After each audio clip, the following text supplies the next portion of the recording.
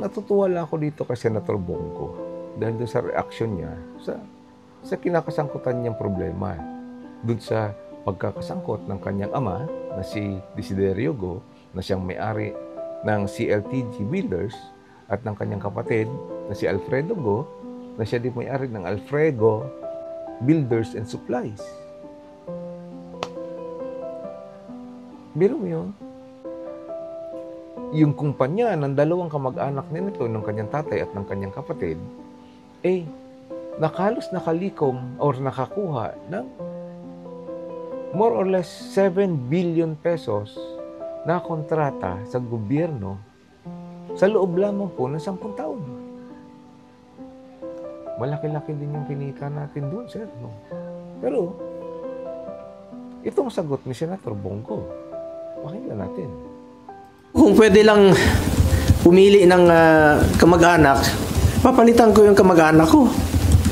Makapili ba tayo ng kamag-anak? Siguro hindi po titigil ito unless na lang palitan ko yung kamag-anak ko. Or, kunin ng Panginoon yung kamag-anak ko, yung tatay ko.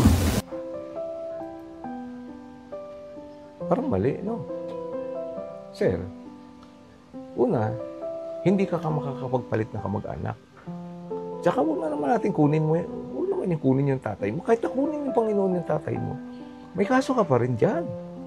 Kasi yan, violation, pinagbabawal, di ba? Pinagbabawal ng batas na ang mga kamag-anak ng government officials up to third degree of consanguinity, ma-involve or magkaroon ng kontrata o negosyo sa gobyerno. Di ba? Imbis na magpalit ng kamag-anak, siguro dapat, nung makita mo yun, pinigilan mo yung mga kamag-anak na magnegosyo sa gobyerno, abay daddy o kaya utol. Doon na lang kayo magnegosyo sa labas, huwag na sa gobyerno kasi nandito ako. Magkakaroon tayo ng conflict of interest. Pero parang hindi nangyari. Dinamihan niyo pa. Sa kabila ng lahat na may nagsasabi na hindi naman ganun kalaki yung kumpanya na yun, dalawang kumpanya na yun. So, kaya sila nakikipag-venture o naggagamit ng lisensya ng lisensya ng mga diskaya para ma-authorize sila. At ito naman ng mga diskaya, siyempre wala rin magagawa dahil di ko alam. Malakas yan Di ba? So, or baka vice versa, nagagamitan, hindi natin alam. Pero, sa ganun pa man, dapat, sir, hindi dapat na yung kamag-anak mo yung nandun. So, hindi po yata solusyon yung magpalit ka ng kamag-anak. Di ba? Dapat yung solusyon dito, hindi mo sila pinapasok sa negosyo, sa gobyerno, or pinayagan magnegosyo sa gobyerno hanggat naariyan ka. Either sila ang magnegosyo dun sa labas or ikaw yung umalis sa pamahalaan. Which is which. Ngayon, kung mas malaki kita dun sa negosyo, sila paalisin. Ikaw umalis. Di ba? Kung mas malaki naman kita, hindi ko alam mas malaki kita sa pamahalaan, hindi sila umalis. Ganun lang yun Kaya medyo nakakatawa, di ba?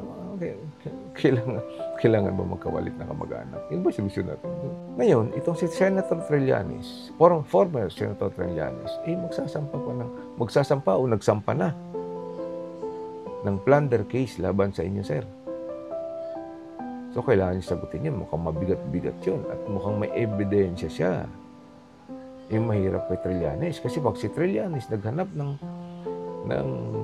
mag-file ng kaso sa certain politician, may ebidensya siya. May panlaban siya. Kaya hindi siya gumagamit ng fake news. Hindi siya gumagamit ng pulburon video. At hindi siya gumagamit ng mga dokumento na ang magpapatunay lang na authentic, butas lang puncher. Iba yan si Sentry. So, good luck, sir. Tingnan natin kung ano kalalabasan nito.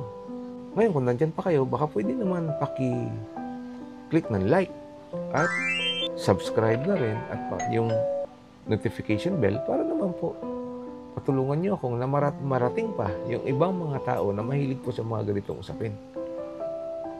Malaking tulong po yan sa aming mga content creator. Maraming salamat po. Ito po ang inyong simpleng kuya. See you on my next video.